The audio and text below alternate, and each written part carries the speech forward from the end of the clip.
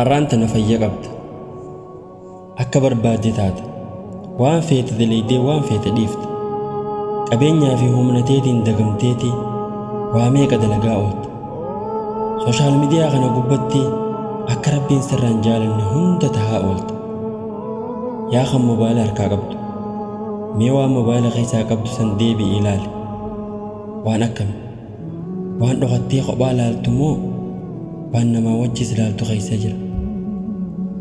waan rabbi biratti itti gammaddu moo waan rabbi biratti itti gadditu keessaa qabda waan mobaayila kana keessa jiru wajjiin gama rabbii deebi'uuf akka jiraattu yaadadhu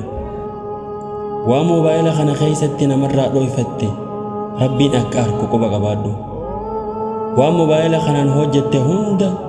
rabbiin akka irraa si gaafatuuf jiraatu quba qabaadhu mobaayila kana kan sababa siif ta'ee aakhiraaf khayrii siif baay'isu godhatte moo badiin dalaydeetii kan aakhiraa sababa halaakaa siif ta'u godhatte mi'atummaan taa'ii itti yaadi way waa mobaayilli nama halaakee keessaafuu dargaggoota waa khasaaree gariin namaa sababa jawwaalaa ibaadaa laaffisuun gariin namaa jawwaalaan badii meeqa dalaguun waa halaakamne yaa akhii yoo aqlii qabaatte jawwaala keetirraa fayyadami